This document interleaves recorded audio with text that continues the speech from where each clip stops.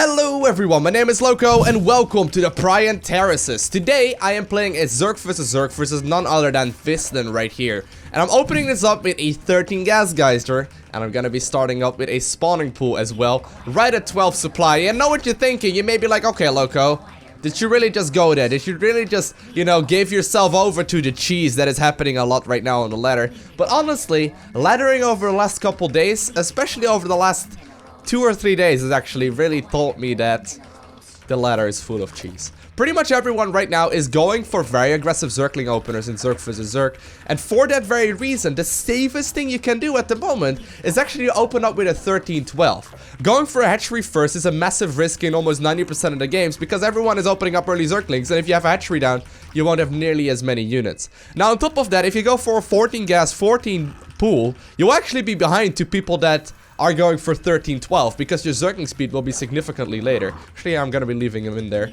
Don't need that queen yet.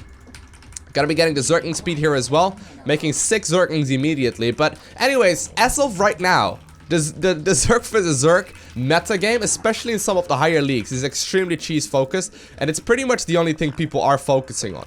Now, I did go for the spawning pool at 12 after a 13 gas geyser. Then I started up the Zergling speed, and I'm gonna be making as many Zerglings as possible right now. Whenever I can, I will try and go ahead and see if I can get some damage done as well, obviously, but I may be squeezing out a couple of workers here and there.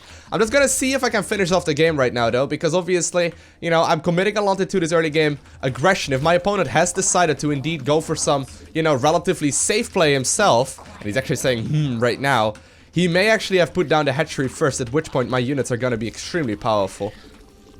Looks like that is indeed the hatchery down already. We'll go ahead and go for the main base. I'm putting down, you know, a whole bunch of units at this point, and it looks like he has mined 100 gas, so he will finish up Zergling speed at some point. Just have to make sure I stay alive, at least for the moment.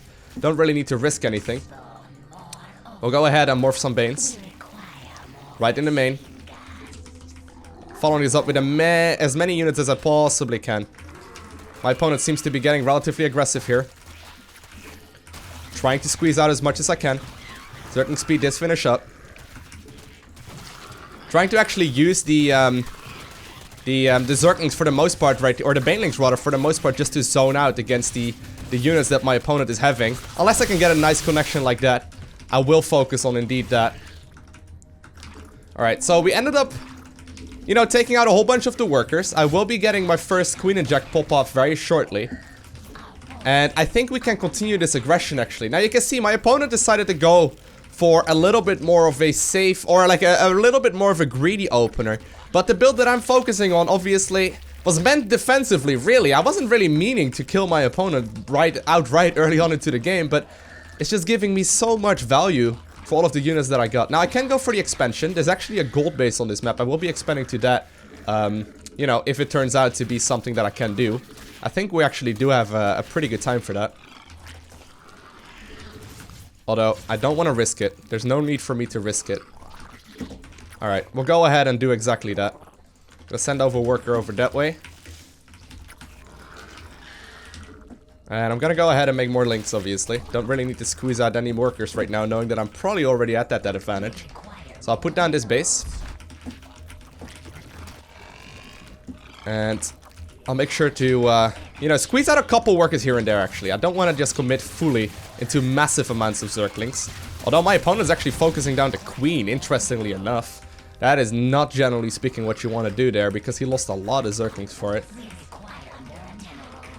I will be able to go ahead and just move with some units across the map. Looks like there's a bunch of Zerglings headed this way. Boom! Woohoo! Jackpot.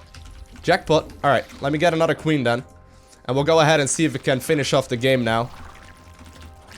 Gotta be careful. Obviously, I don't know if he has Banelings. Looks like he's pretty committed into not having Banelings for the moment. If I can get us around those units, that's obviously great. If I can't, that would be a little unfortunate. Although, right now, this is looking quite good for me. He does still have another transfuse available as well. But that's fine. This is fine. Units will eventually start falling. Gonna transfer some of my workers to the gold base. And we'll go ahead and clean up whatever workers are left. And my opponent says GG.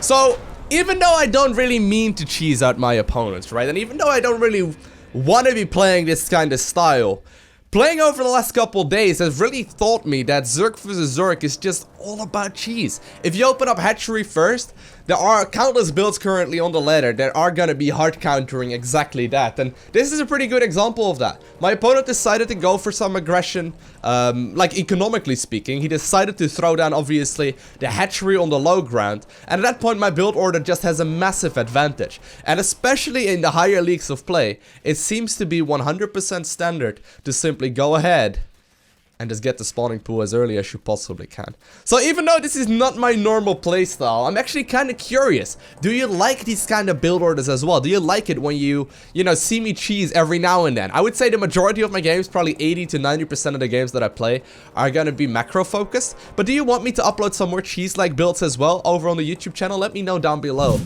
you know, in the comments, because I would actually love to know so. But anyways, I want to thank y'all for watching. Have an amazing day. Do not forget to smile. And I'll see you in the next one. Bye!